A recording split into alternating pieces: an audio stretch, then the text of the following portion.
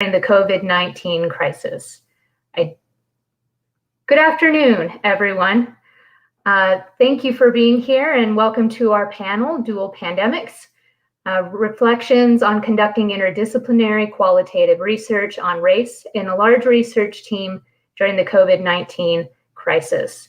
I do believe that might be the longest title of a presentation that I've ever delivered. So first, let's begin with a few introductions. I'm Dr. Katherine White. I'm an associate professor of psychological science at KSU.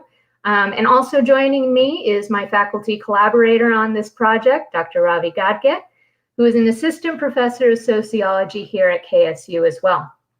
But our star panelists for this presentation are undergraduate student researchers who have played a significant role in the design and implementation of this research project. Unfortunately, one of our panelists could not join us today because they're feeling under the weather. He has a sore throat. But we do want to acknowledge his contribution to this project. And we also want to note that there are other student researchers who are also part of our team, but who could not participate in today's panel. So we just wanted to acknowledge all their hard work and contributions to this project before we got started. So we're going to go around real quick and have a quick round of introductions before we begin. So to my panelists, if you could please share your name, your major, and your year of study. Hi, my name is Alondra Guerrero. I'm a psychology major and I'm a senior here at Kennesaw. Hi, my name is Isabella Layton. I'm a senior and I'm also a psychology major. Hi, same thing here. My name is Avery Britt. I'm a senior psychology major. All right, thank you everyone. In this panel, our amazing undergraduate student researchers basically want to share their experiences of working on the project, especially within the extraordinary context of what we are calling the dual pandemics. That is the current racial crisis that has gripped our country, as well as the health crisis posed by the COVID-19 that has, as we all know, transformed the way we live, learn, work, as well as do research. So just to provide a brief context about the research project itself, this interdisciplinary research project is funded by the Office of Diversity and Inclusion at Kennesaw State University. And the main objective of this project is to understand and evaluate the role of racial emotions, the role of emotions in racial experiences on our campus, and thereby promote a more holistic understanding of racial dynamics that encourages a more inclusive racial dialogue that goes beyond token appreciation of tolerance and diversity. As it is abundantly clear that race relations impact and organize many aspects of our material world, things like income, housing, etc. However, recent studies in race relations note that we also need to understand how race organizes our emotional world if we are to have any meaningful and transformative discussions of racial equality. So in other words, we not only have to understand how we think about race or think of race, but also how we feel race. And underappreciation of how we feel race promotes a culture of silence surrounding racial issues. So in doing this, our work would join a growing movement that has been referred to as an effective turn, whereby researchers increasingly recognize the value of studying affect and emotions. So just to give you a brief idea about this discussion, in this panel, we're going to follow a question and answer format, where we as moderators will ask a question and each of the student researchers will have an opportunity to respond to those questions. We are not going to go deep into the results of the study as such. The study is still currently underway, but we will briefly put up a poster of a recent presentation to just give you an idea of some of our preliminary findings. So let's begin.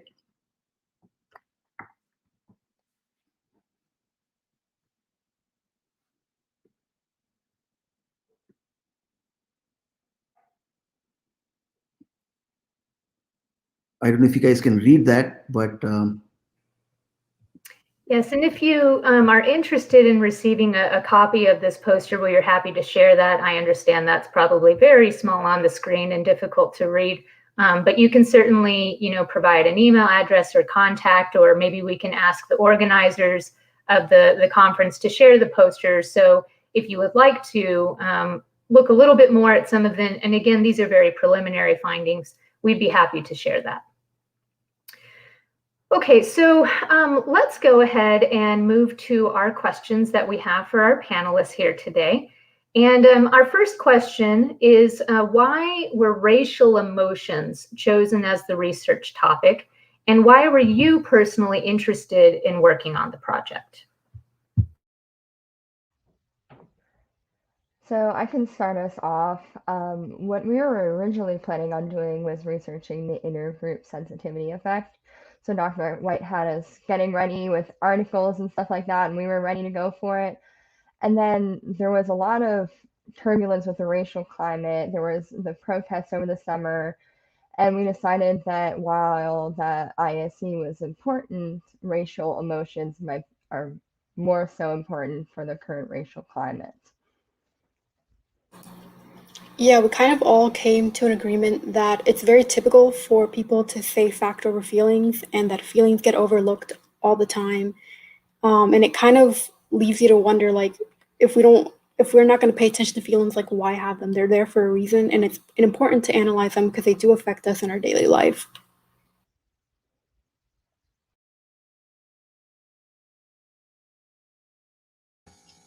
I agree. The current project on racial emotions in the college context is meant to provide one avenue where people of color can use their voice and make their racial emotions and experiences on campuses, just known and understood. And ultimately, we hope to use the research to make a difference on our campus and in other campuses.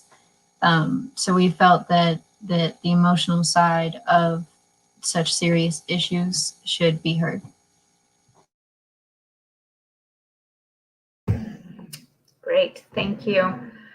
So next question here, how has having experts from two different disciplines, right? So I come from psychology and a very kind of like quantitative heavy background. And then we have Dr. Ghadge, who's in sociology and has primarily used qualitative methods in his research. How do you think having us as faculty mentors on this project has shaped the project and your own experience working on it? I think it's been just heavily beneficial to the team overall to have two diverse but still related voices letting us know from their own expertise where to go with this project. Dr. Ghadge especially has been instrumental in helping our team learn to do qualitative research through thematic analysis by providing us with the literature needed and guiding us through it and helping our understanding of that. And I think Dr. White is from a very qualitative background, and I don't know if this is from her research or her personality, but she's extremely organized and very, she's good at planning out. I think that comes from qualitative research, but she's really helped us with planning out focus groups and making sure we work out all the kinks so that everything goes smoothly all the time and that we're always working on the next goal to efficiently move forward our project. Yeah, it's kind of like you get to see how, like, the inner workings of an individual's mind reflect, and their perspective, how it kind of bleeds into the environment and influences that, and then vice versa, how the environment influences like individuals' perspectives and how those kind of work. And that's the same thing with these two our supervisors, because one does kind of more focus on the social aspect or the outgroup type of interactions, and then when you have psychology, you're focusing on how that affects you individually. And it's just really cool to have those both, especially on a topic like this, because oftentimes I feel like when you deal with race, people kind of keep things to themselves, especially if there's negative experiences. You don't want to kind of carry those things with you, but when you get a chance to talk about them in groups, like we did with our research in these focus groups, people felt maybe more comfortable to talk about these experiences, because then they felt like they had people around them who could also relate. I agree with everything that Alondra and Avery just said. It's been really cool, honestly. With a lot of the classes, we learned more about quantitative approaches. So the qualitative approach was interesting and really cool to learn. And at first, we weren't quite sure how we were going to do it, but Dr. Ghadge definitely he gave us the information that we needed, and we started going through the process, and it's been good. If I may quickly add a little bit on that, just to give some sort of a context, I think this topic about racial emotions is relatively new to sociology, whereas I know affect has been a subject that has been studied more so in psychology. So I thought, it was very interesting from an interdisciplinary perspective how we can sort of weave these two different perspectives, sociological as well as psychological, to sort of talk about the experience of race, not solely through the material aspect of it, but from an emotional point of view. So I think it was also the disciplinary blending of perspectives that was also very, very interesting, apart from the qualitative and quantitative aspect of it. But then to that point as well, psychology skews so heavily in the quantitative direction. I went through my entire undergrad and graduate education never having taken any qualitative courses in terms of actually working with qualitative data. And so this has been a completely new experience for me as well. But I think in terms of while psychology has, done a fair amount of work on emotion and affect and things of that nature, I think particularly given the topic, of our project, a quantitative approach won't get there. Like it simply won't get there in terms of really capturing what's happening and the experiences that people are having. In particular, as we're going through this coding process, a lot of this is the emotion is not being directly stated in what people are saying, right? It's just it is the context of what they are saying. And if we were using a purely quantitative approach for that, I have no idea how we would even begin to capture that with a quantitative approach. So I think it's been a really interesting and beautiful blending of kind of like a more maybe psychology focus, but then bringing in more of a sociology perspective and approach to studying that. And I think it's just worked really well. Okay, so here's an interesting question. I'm sure y'all will have lots to say on this. How did working in a large team affect the project and the process? So again, as a reminder to our audience members, we have 3 panelists here today, but I believe we have a total of 10 individuals working on this project right now. So what have your experiences been? I think the size of our team has been beneficial to the research in many ways. I think the pros vastly outweigh the cons. We get to consider various opinions and suggestions that inform each of our decisions, large or small. It's been helpful to have so many people work on coding because it is a very time-intensive process. But I think the most important, like the largest impact that such a large group has had on qualitative research, especially where we're coding focus group data, is that it requires extensive communication to maintain this sense of like inter-rater reliability in a qualitative sense and stay accurate to the data. Because we are all from different backgrounds, and coding that kind of dialogue, it can be difficult with so many people. Yeah, exactly. When I was looking at this question and thinking about it, I did that exact thing. I did a pros and then a cons list, and I was writing out all these pros, like literally everything that Avery said, I like wrote down, including things like, since it's more of us, the workload is cut into like a pretty, I guess, digestible like amount so that we're not like overloaded with work. And then we get each other to proofread. And so the research gets like looked through a lot, which is another benefit. And then I was like, okay, now cons. And I was sitting there and I was like, what are some cons? I couldn't think of any. And I guess our group size is like perfect. Like 10 is probably like the best amount. I feel if we had maybe more than that, it would get kind of difficult to keep up with everyone's different perspectives, and kind of having to blend more than 10 would probably be very difficult. But I feel like our group hit the golden number with that. So I agree with Alondra. I don't think there were too many issues with working with a big group. The only thing is it did take more time to decide how we're really going to work this out and everything. We spend a lot of time just discussing like, okay, so this group should work on this group should work on this. And we just want to make sure everybody's coordinating properly. Just like Avery said, we got to make sure that there's good reliability and all that.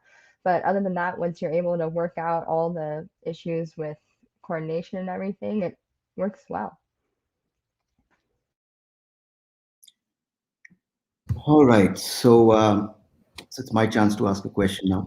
So when we do conventional research, right, especially qualitative research, when we do focus groups or things like that, it typically, the expectation is that you are looking at what interviewees or participants are saying and kind of unidimensionally kind of trying to understand it as data. But the approach that we chose, the thematic analysis approach, goes beyond that in trying to sort of have a more reflexive understanding that involves also the researcher. So we kind of turn the gaze around, to the researcher as well as the participant, because we come from a perspective where it's not just looking objectively at data and then trying to decide, what the data is saying, but the data and understanding of what the truth is created in this collaborative understanding of the research and the participants. So we did go through an initial phase where we tried to sort of have a reflexive understanding of how we what values and what stories we kind of bring to the table before we started doing this. So my question is related to this: how has your racial identity, your past experiences with race, influenced your involvement and experience with the project? So I'm Latina, and initially, one of the big reasons why I wanted to join this research team was because it was going to be focused on race and those interactions. And those are things that are very important to me, given that I am a minority and I do experience those types of interactions on campus and just anywhere. So I feel like I'm very passionate about the research. And if I feel like when I do read the transcripts or go through the interviews, I'm very careful and I make sure that I get every little bit of data that I can get out of what they're saying. And I really put myself in the interviewee's shoes to try to get like any type of what we call like latent codings or like the emotions beneath the surface. Just because I want to really value and honor everyone who took their time to come to our focus groups so that we can get that information and so that we can build a better campus. So for me, it's different because I am white. I'm from a town that's mostly white, and I didn't have a lot of experience with diversity until college. So I knew, though, from a young age that I wanted to support building healthier communities, and that includes the racial climate. The project for me was an opportunity to work on that goal. And it also became a personal challenge to understand my role as a white researcher on a team focused on the feelings of people of color, because I don't walk the streets and feel the same things that people of color do. I don't have those experiences. I'm completely outside of that life. And so that posits me at a strange place, because for me, these problems don't exist. But I don't want that voice to be the only voice that's heard. So I found that I'm here on the project to listen and to educate and to be educated and hopefully in the end empower voices that need to be heard in order to make change on our campus. So I am very passionate about the project, but it's been a personal challenge for me to find how I fit into the project. I agree with Avery. I'm also white, so I'm not part of a racial minority, but I have had friends that have told me about the unfairness that they have faced, and I'm like, you know what, these kind of things, they need to change. I want to learn more about it, and I really want to do something to help, try to improve the racial climate. If we can do just a little bit to make people feel more comfortable on campus, then it's moving in the right direction. Okay. And just to mention here, our student researchers, as a whole, the body of student researchers, most of who are not present here today, it's a very diverse group that we've had. So it worked out really nicely for us, because we had such, a diversity within the research team itself. So, all right. So obviously we are living, in challenging times of a pandemic, and a lot a lot changed because of that. Initially, this was a project that was supposed to happen face to face. We started with a few pilot focus groups face to face. We had a couple of them, and then the pandemic hit the world, and so that kind of changed things drastically, in terms of our research. So my next question is about that. So what challenges did you overcome in conducting this research during a pandemic? So since we had to do everything virtual, that meant that every week we were meeting not face to face, but on Collaborate Ultra. And then we also had to figure out how we were going to be doing our focus groups. You kind of lose a little bit of the personal connection when you do a focus group virtually. So we wanted to figure out how we could still get emotions from people while also only doing it on a computer. So that included a lot of planning and us trying to make sure people knew that they could use a chat box, they could, turn on their webcam if they feel comfortable. But I think this could also have contributed to us not being able to see as many of the emotions as we could have seen in person. So yeah, it definitely affected the way we meet and our focus groups.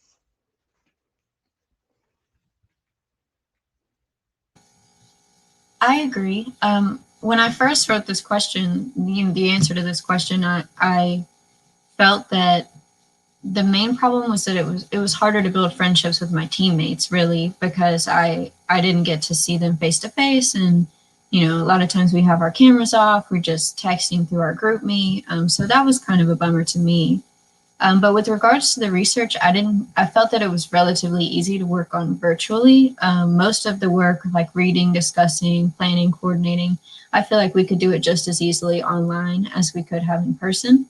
But I do agree with Isabella. I think the largest handicap to our project was not getting to see our participants' emotions face to face, and having to infer that later on from a recording and a transcript. I think we do miss out on a little bit of information there. But I think overall, with the planning we did and the mock focus groups we did before doing the actual ones, that we did the best we could, and I think we did a good job given the circumstances. Yeah, I agree with that. The data collection was difficult, and I feel like we probably missed out on some students and faculty that might have come if it was in person. But then again, we could have gotten more responses just because it was online, and that offers more flexibility with if you're able to join or not. Because we did have a lot of commuters who were part of the focus group, so that means that they probably weren't on campus as often. So we did get that side of things, and then yeah, the communication between just our lab is difficult because we are texting through a group meet, and sometimes it takes a while for everyone to agree on one thing. And it is harder to connect, but we have two really great leaders who are helping us overcome those obstacles, and they always check up on us every meeting. Dr. White's like, all right, tell me about your weekends. What did you guys do? What have you guys accomplished? How are you guys doing? And by creating those conversations, the space becomes a lot more comfortable. And I feel like we have gotten a lot closer because we have leaders who care about us and care about our life outside the research. Okay. So before I move to the next question, I just wanted the audience to get a glimpse about how it was, going through those, how we conducted those actual focus groups. So can either one of you all talk about how we divided the responsibilities, with regard to the actual conduct of the focus group? What were we doing, each one of us individually? Okay, I can speak to that a little bit.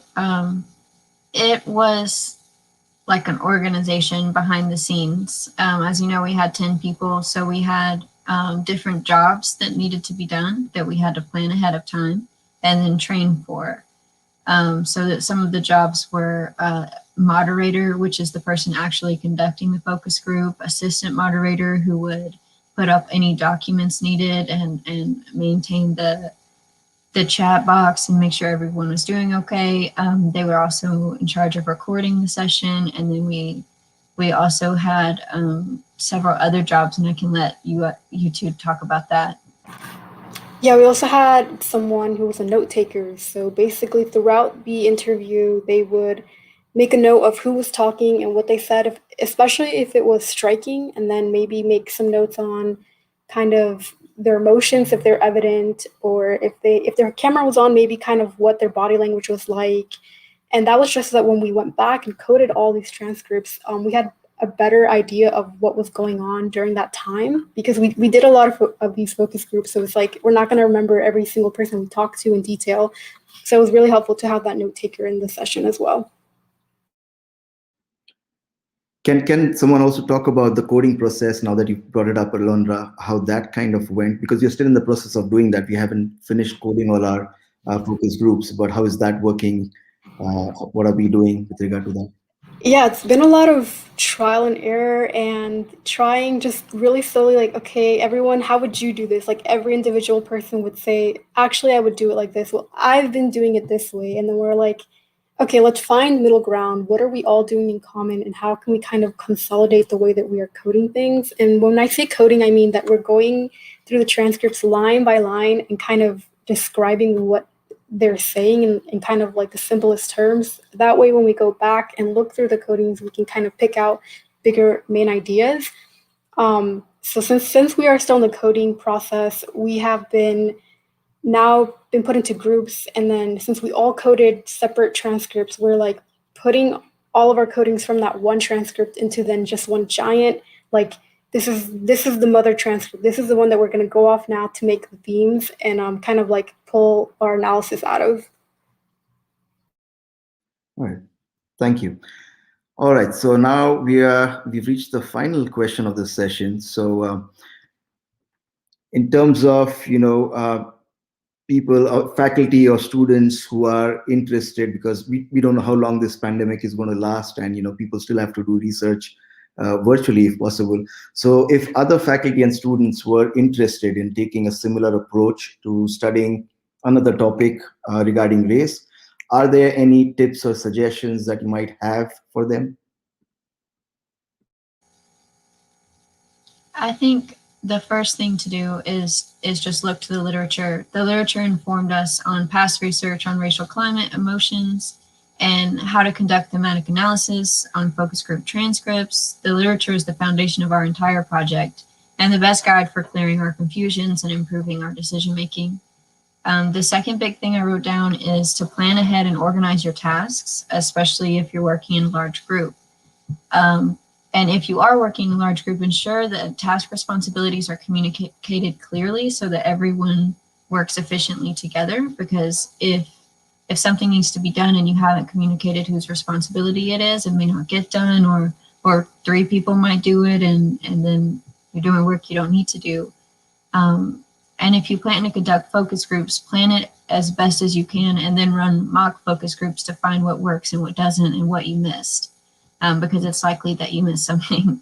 That was a big process for us to figure out how to do that the best way. And finally, find literature on how to observe and work through your own biases or misconceptions on race. It's important when doing racial work to be educated on race itself as a construct, on our history, and on common biases or misconceptions that you might hold, because the work you have to do has to be objective as possible. So you need to work on yourself first before you can put yourself into this project. Going off of that, Avery basically said everything that I wanted to say, but with the biases part, we did a little exercise where we tried to name what biases that could come into play and affect the way we're coding. So I think that's a good exercise for other people to do, is just like think about what about me could then be affecting the way that I see the data, and then that can help you make sure that you don't have bias standing in the way. Yeah, and then again, a tip would be just to be okay with with the plan not kind of going the way you want it to go, especially when you have something like an interview and you have a set kind of script that you're kind of reading off, because you're expecting the interview to kind of go a certain way. And then when it doesn't, you're kind of like, oh gosh, what do I do now? So it's important to have those mock interviews where you practice a lot and then come up with scenarios that are possible to happen. Because that happened to me during a focus group. Someone was just saying, I don't really have anything to contribute to this type of interview. Like, I've never had these types of experiences. And so I kind of had to just like improvise as I went and keep it going that way. So it's important to have those mock trials. And because we did those mock trials, I felt confident enough to carry on through the focus group and still get data out of them. So that was important. And then, yeah, like Avery said, make sure that you read literature that's out there, because that's going to be very helpful. Don't just try to sit there as a group and try to figure something out, because there's probably research groups for you that have tried to do something similar, and they'll help you kind of make some type of structure that will, put you in the right direction. And then if you are meeting with a large group of people, it's important to have a note taker during every like lab meeting, just because I feel like there's so many bright minds and we're all throwing ideas out all the time, like really quickly. So if you have someone that's kind of writing everything down, it kind of helps when you're like, wait, what was that lab meeting about? Like, what did we actually agree on? You can go back and just make sure that you got everything and that you're using that as your foundation to move forward with research. Thank you all. We have some really excellent questions in the comments that I would love to get to. Starting with a question from Matthew. He says, how has the racial tensions that we've experienced this past year increased your desire or passion to complete this project?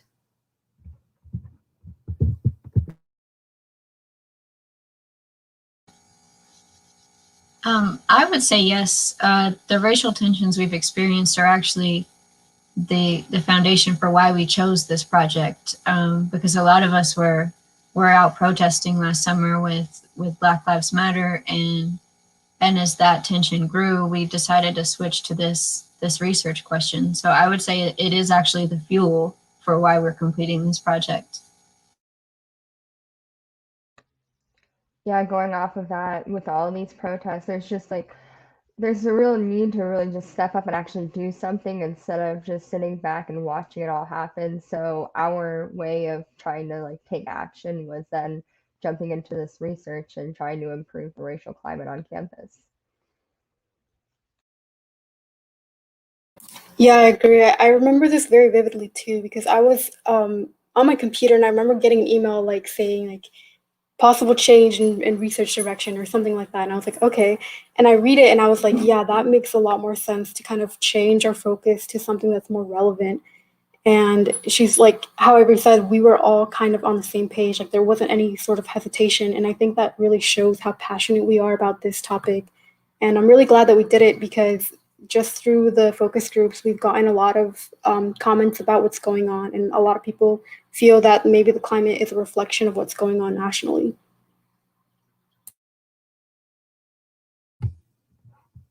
I guess there's one more question, Alexis. A question for the undergraduate students. Do you think that if you all had different majors rather than sharing the same one, that this research process would have been more difficult to collaborate on? And just before you guys answer, there was a student from sociology too who's not here in this panel right now. So we did have some representation from other majors, but yes, predominantly we were psychology students in the group. So does anyone want to comment on that? I think that I don't have a lot of experience talking to sociology students or other kind of humanities major students, but from the example that our supervisors have shown, I think that having people from those diverse majors would have benefited the project even more. I know that having different racial experiences within our group has really benefited our project, and so I think it would be the same thing with majors. I don't think that it would have been more difficult to collaborate on, just because I think the culture of our group is very much, let's all put forth our ideas and then meld them. And it's a culture of collaboration. No one's trying to fight that their idea is the best one and right all the time. So I think it would have been better if we had diverse majors, and it wouldn't have been any harder to collaborate on. Yeah, I agree. Having interdisciplinary kind of groups is probably always going to be the best way to go, just because you have all of those different backgrounds and schools of thought that are really important to any kind of research. I went to a middle school that was interdisciplinary, and so everything I did was always connected somehow. And I feel like that helps you learn a lot, and it helps you apply things to your life. And I feel like that should be done more often in the research field. So yeah, I wish we had more people join from different majors. I think it would have been a great benefit.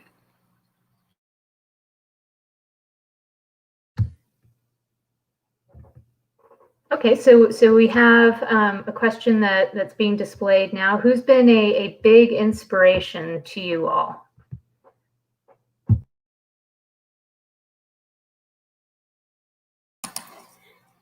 Well, I guess our supervisors have been a great inspiration. They're so encouraging and kind, and they're always they just seem to have everything together all the time. And you kind of like want to model your life or carry yourself how they carry themselves. And they always set great examples for us. And I can say that with confidence that they have been inspirations to me.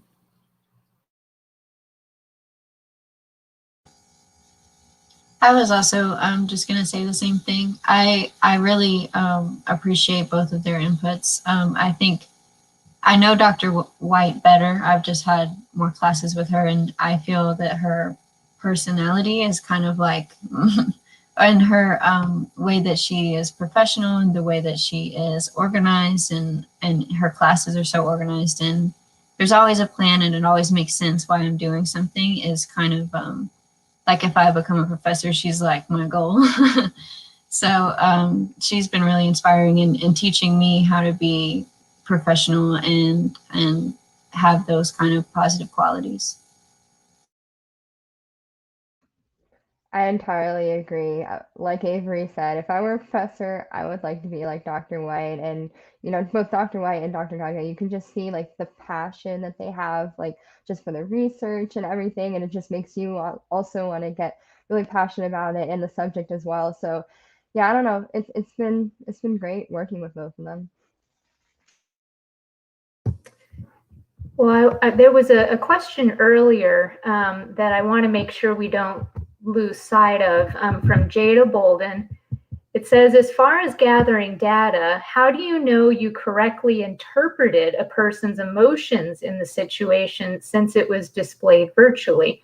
And I think that could also, you know, apply to as we're coding, right? Because we mentioned earlier that as we're coding this data, you know, people oftentimes don't outright say particular emotions.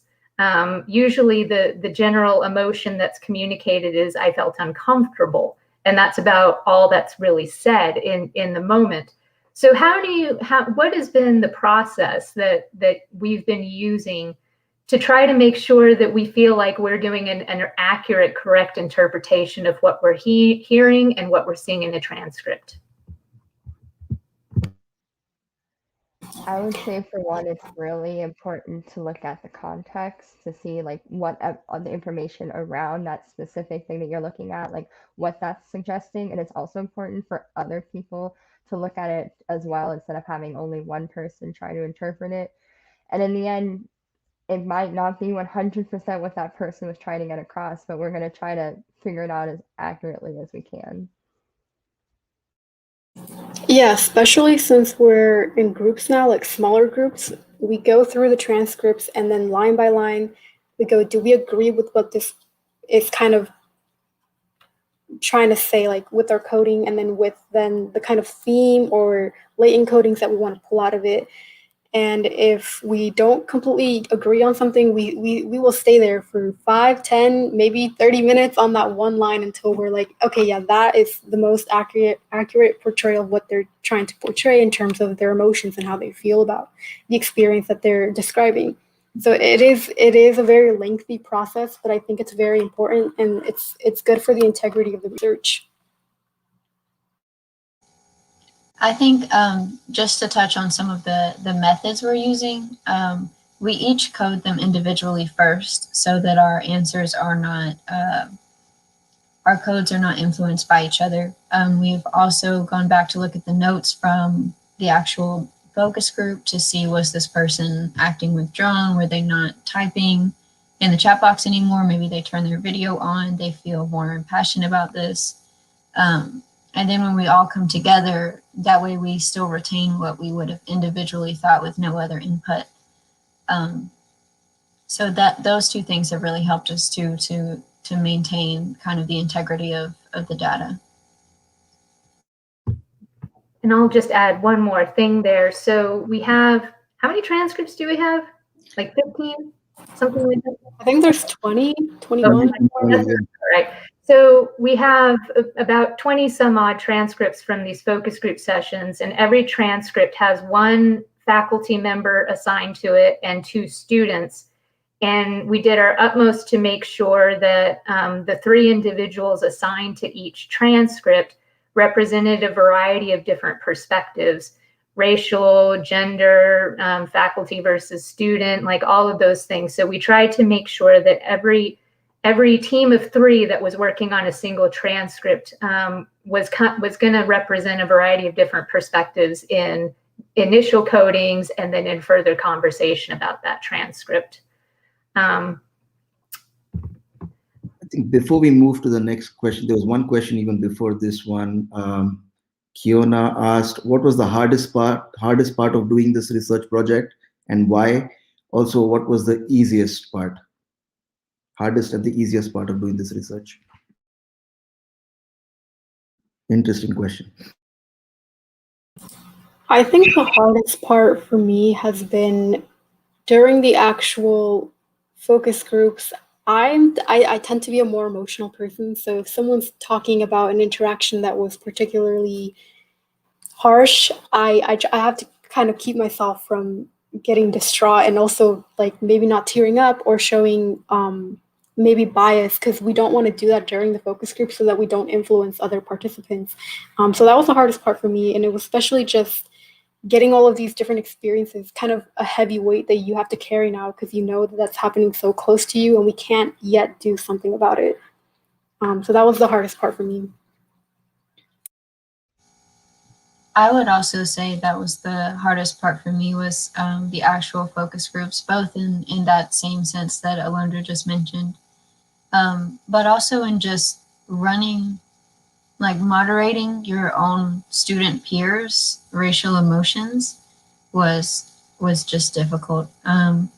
It was difficult to be a moderator and be objective, but also be thinking quickly on your feet to make sure that you're not influencing the participants, but also making sure that you encourage them to communicate as best you can and make them feel comfortable, but also make sure you do everything you're supposed to do as moderator or assistant or whatever job you had to do. I would say, yeah, that was definitely the hardest part. It looks like all 3 of us are in agreement because that was the hardest part for me too. One of the things was somebody was saying something that was kind of shocking to me, and I was like, should I show that it was shocking, but would that be more appropriate? But no, I don't want to show too much. So I was kind of having a little bit of a crisis right then and there. And then there was some opportunities where the participants may or may not have gotten in a debate or started arguing, and I had to be ready to like step in and try to like get everybody back to the topic at hand and make sure that nobody gets offended or something like that. So it is a lot of quick thinking and having to deal with the situation as it comes to you.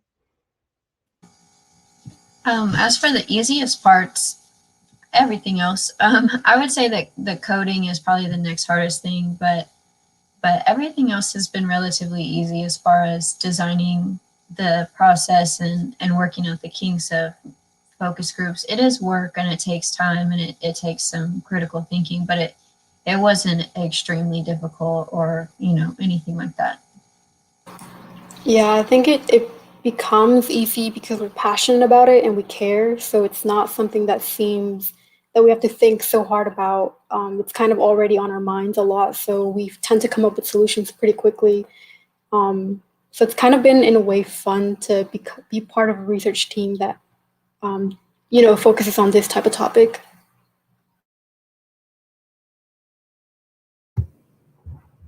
Okay, next question.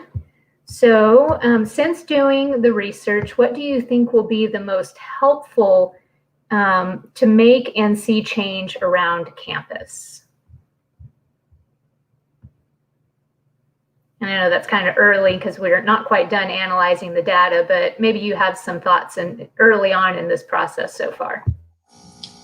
I think that you're right. We haven't finished data analysis, but what we're finding a lot of is that students are dissatisfied with past work aiming to improve the racial climate.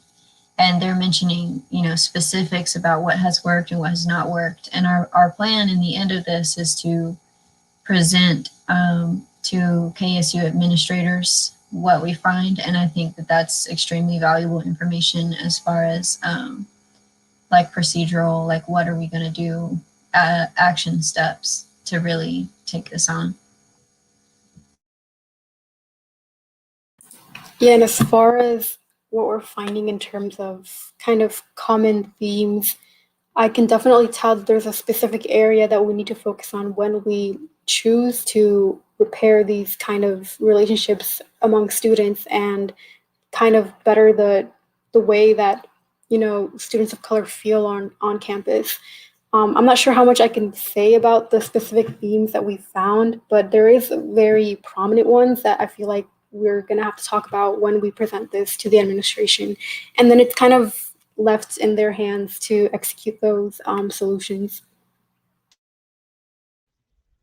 Yeah, going off of that, a lot of our the results we don't really have the results, but it's starting to point towards the fact that the university kind of needs to change like the messages that it's putting out and stuff like that. So we're gonna try to provide some of the evidence that what they should be saying now.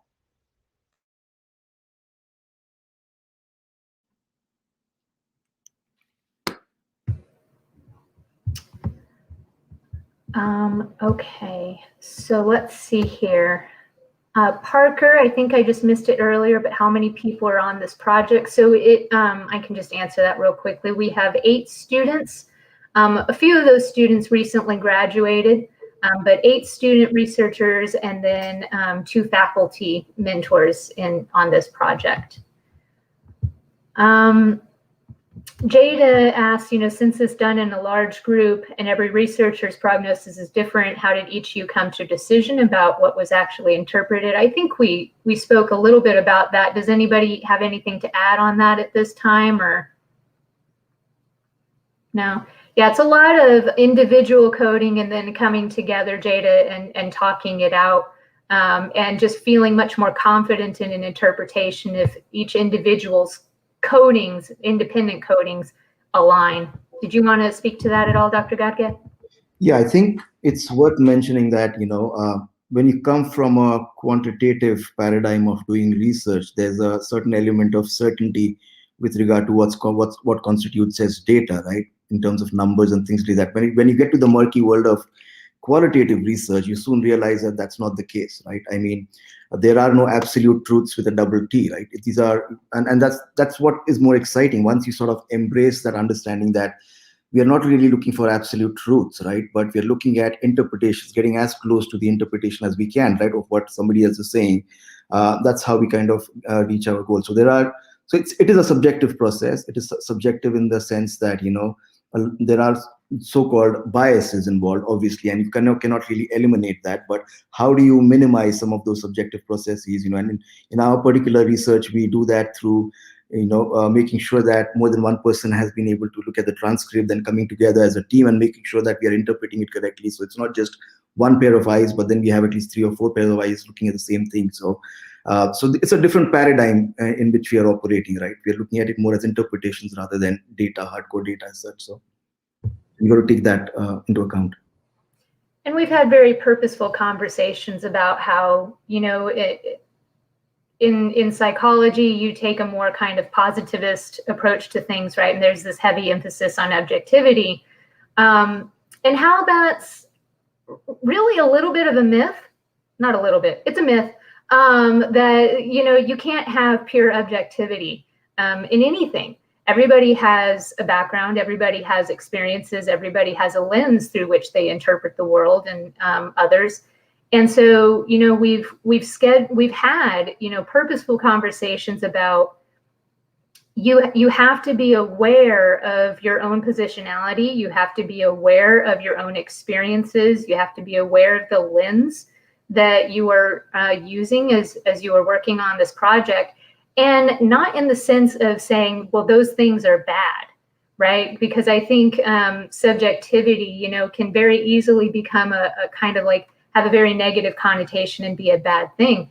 And I think what we've tried to do on this project is to embrace the fact that we have a variety of backgrounds and experiences and perspectives, and that actually enriches the experience of the project, that enriches the way that we look at the data. And so it's not a matter of necessarily, sure, there are things you want to do to try to tighten up the rigor of the data collection and things of that sort.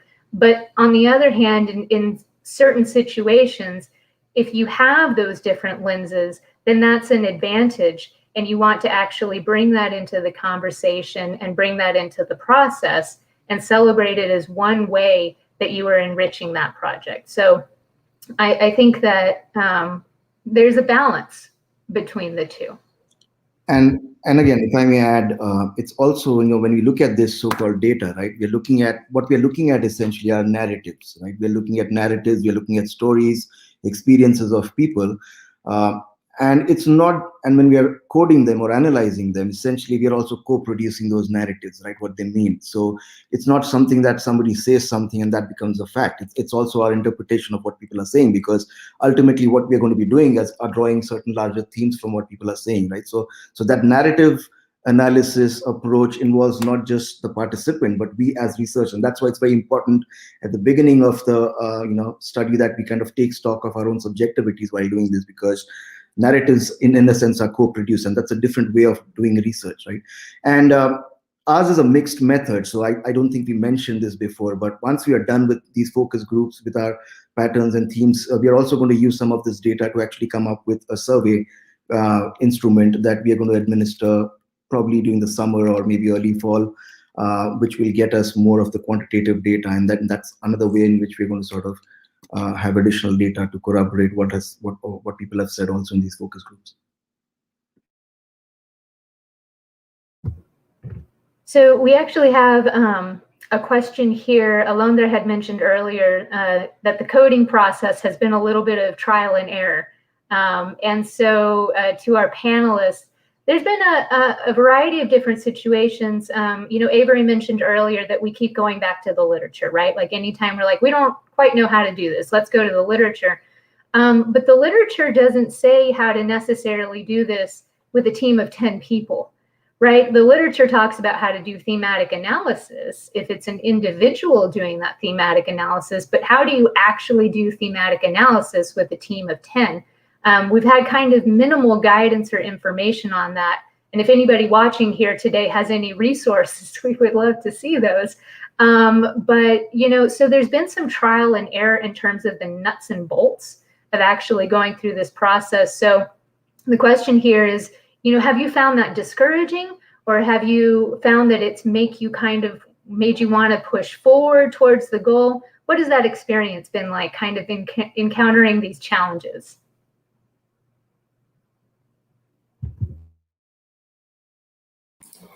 I feel like when we decided to start coding, we were just kind of like, okay, start coding. And then we kind of broke off into our own like little sessions to go do that. And then we came back and we're like, okay, so how did everyone do this? Because we didn't really kind of think about how different that would be for each person, especially because the literature doesn't really say how would we come back together and kind of say like, yeah, this is like the one way to do it. So I feel like we just have had a lot of patience with each other and also been supportive of everyone kind of explaining how they did it and why. And then that way we kind of were like, oh, that way that they did it seems to be very efficient. Let's all kind of switch to their kind of method of coding things. And then going forward, if anyone has any issues with this, let's stop and then talk about that again. So it's a lot of pause, regroup, restructure, go, and then just a lot of that in a cycle.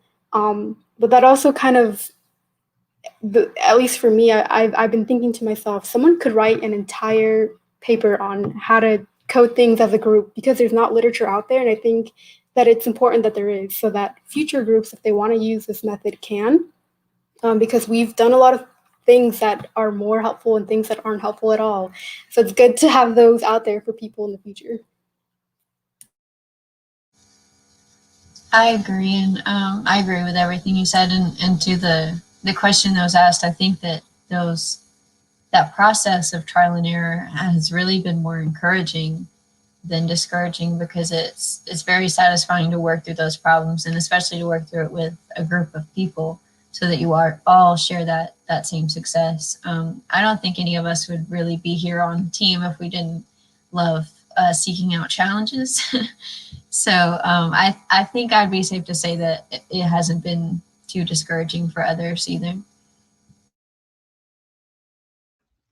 Yeah, just adding on to that, it feels really good when you and the other person agree on something, when you notice that you might have both coded in the same way and you're like, wow, that's awesome. But sometimes it's not like that, so you have to talk about it, but it's not bad.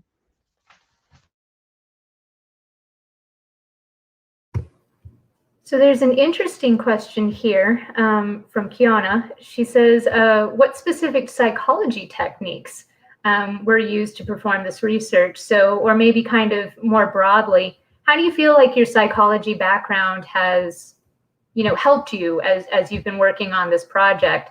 Can you speak to that? One of the things that I learned in psychology, sorry. One of the things that I learned in psychology class is just how to listen to people, like how to demonstrate that you are hearing what they're saying and understanding what they're saying. And I would say that's just really important when you're talking to somebody in a focus group. You repeat what they said, you have them elaborate on it. It's just, yeah. So basically learning how to communicate with people and listen.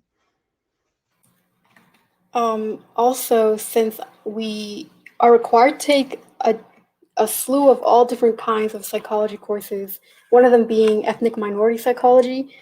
So it kind of dives into the different disparities that groups can experience, as well as kind of how those experiences kind of shape how minorities see their world. And I think knowing that and having that in the back of your mind, it kind of makes you more aware or sensitive to what they're saying and what the underlying message is.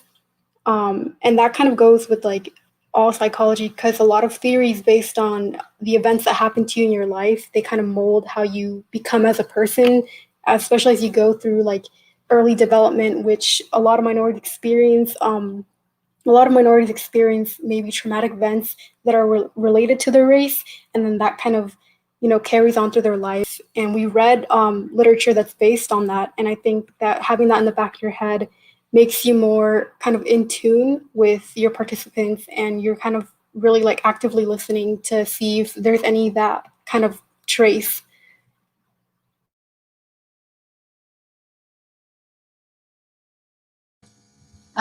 I totally agree. Those were what you guys said were the first two things that came up for me as well.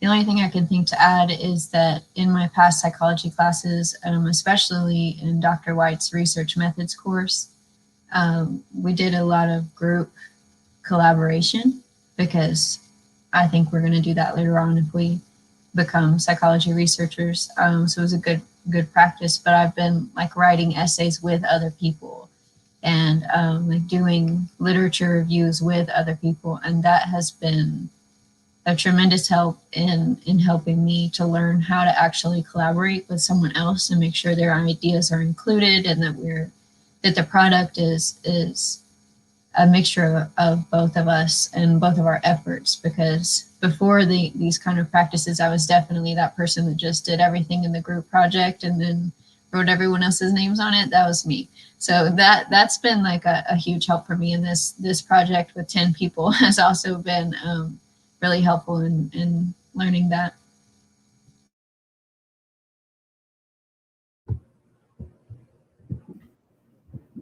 So another question we have here is, I've noticed that after each event where race was involved, people tend to voice their opinion on social media, but fail to post about what they are doing to help. Do you have any thoughts on that matter? I think that's hard to say. It's a hard question. It's a really good question. I do want to say that just voicing your opinion on a social platform is doing something to help, because if you know that when you get on Twitter or you get on Facebook, most people are going to be saying, hey, systemic racism exists. You know, hey, these people are experiencing a different America. Let's do something to help. Let's talk about it. Like, we can't keep brushing this under the rug. It'll get more people to look into it. More people will get involved. They'll get educated, and it all starts with talking about it. But you know, I'll let you guys go on. Yeah, so there is a difference between, actively participating in the conversation, especially through social media, and then maybe just posting that, the black square for Blackout Tuesday, or I stand with you, and then not saying anything else, or, doing these very performative acts of protest. There's a very clear difference between the two. And I don't think there's anything wrong if all you can do for whatever reason is talk about it, and maybe talk about it with your family, your friends, or post about it like pretty frequently or actively on social media is good enough. I don't think you should feel bad or that you need to do more or go out into the streets and protest if you can't. But it is the first step, and it's a very important step. And I feel like a lot of creators online have made it very easy for you to do something, even if, you can't, whether it's donating $1 to this GoFundMe that goes towards families of victims, or, just sharing this information in hopes that it gets to someone who can donate. Those things are very important. And if you feel like you're not doing anything, don't. You're doing a lot.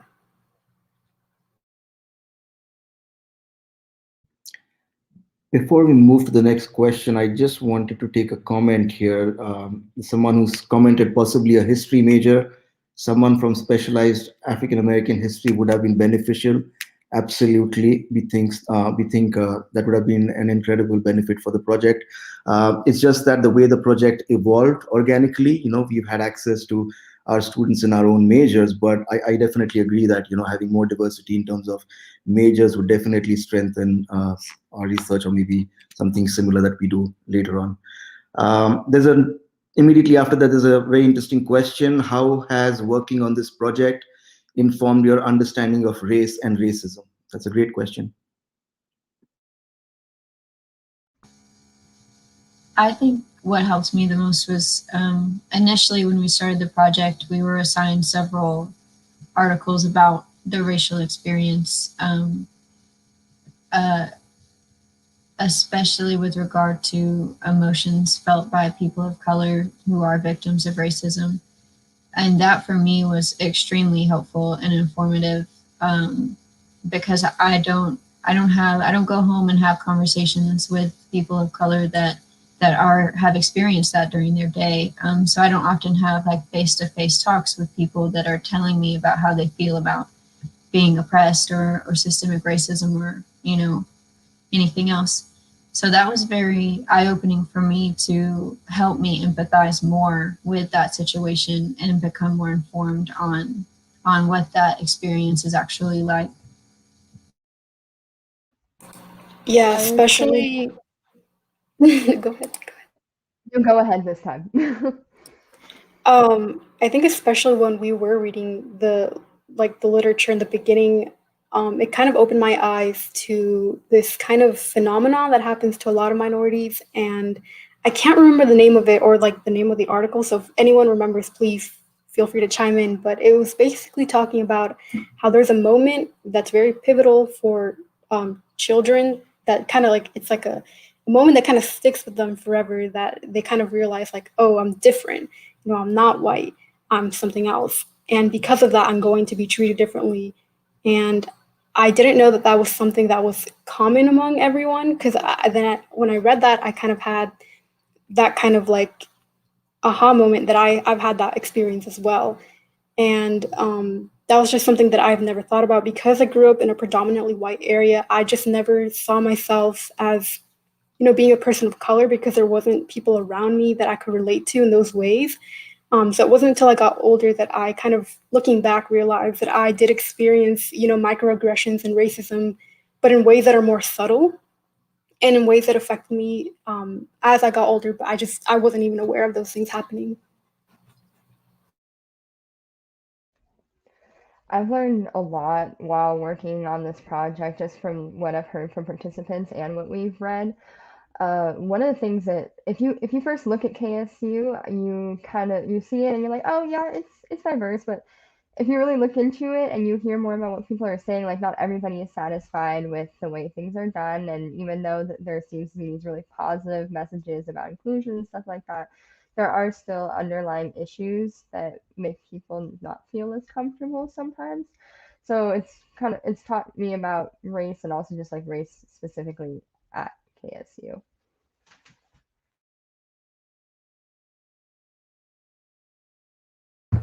So a couple of the other questions here build off of that. So one of the questions says, has this project altered your position on anything? Or, has it changed maybe some of the ways that, or some of your plans for how you intend to apply this knowledge either on campus or off campus?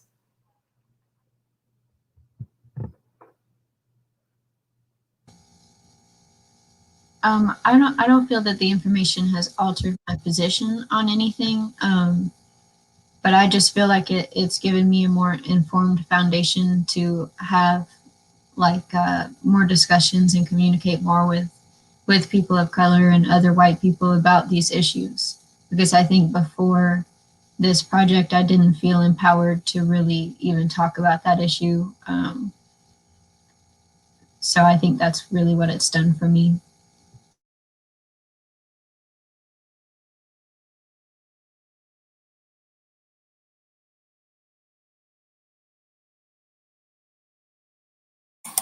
Yeah, I feel like it hasn't changed my position either. It just kind of broadened it. And in terms of how I would kind of carry this with me throughout my life, I've kind of learned a lot about myself, and then also kind of maybe use that to kind of change my career direction. At first, I was interested in doing, school psychology, working with children, and specifically in underdeveloped areas. But I feel like the root of the issue is deeper than that. So it's kind of changed my mind into policy reform. And so thanks to this research, I feel like I have a new sense of direction in terms of what I want to do with my career.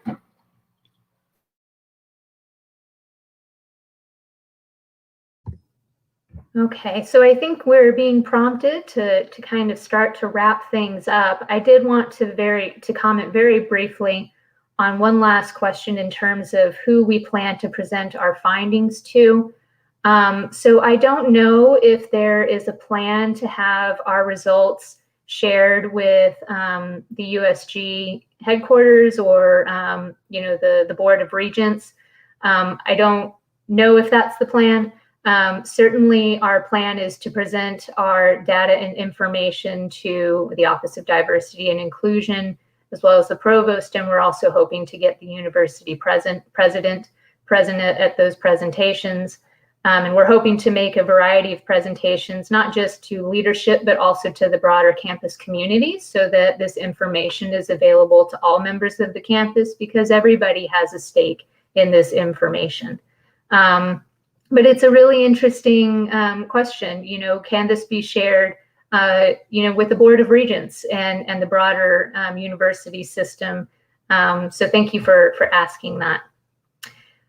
So in the last couple of minutes that we have, I want to just maybe give our panelists an opportunity, if you have any kind of final thoughts that you would like to share, maybe to kind of sum up maybe the biggest lesson or one lesson, or what you're taking forward out of this project so far. Any kind of closing or final thoughts from you?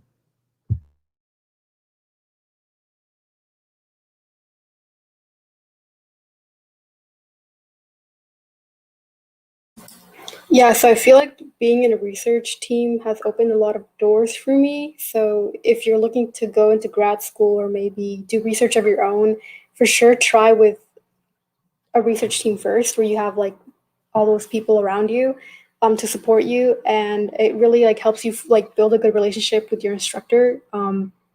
So do that. If you have an opportunity to join research, do it. I agree with that, and also it's been really interesting and useful to learn how to do the qualitative research. I've been appreciating that new way of doing it as opposed to trying to do a quantitative approach. So yeah, I think it's important to do both qualitative and quantitative because that gives you two different ways of looking at information.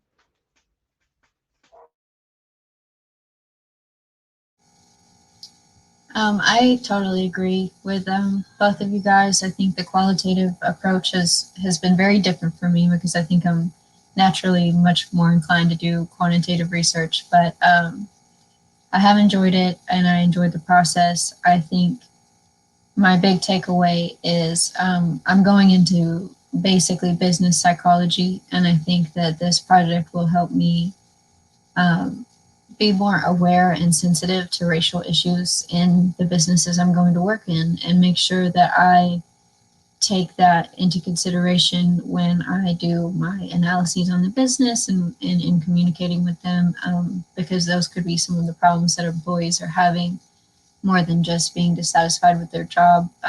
So I really appreciate that that has made me a more well-rounded person for that career.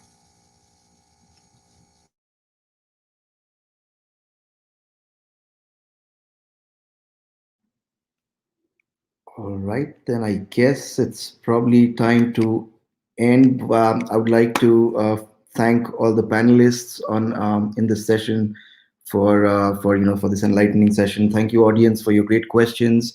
We'd also like to point out that there's a feedback survey in the comments. Please make sure that you take that survey before you leave. And I guess that's about it, unless somebody else, unless Dr. White, you have any concluding remarks. Just appreciate everybody being here and for the wonderful questions. So thank you, everybody.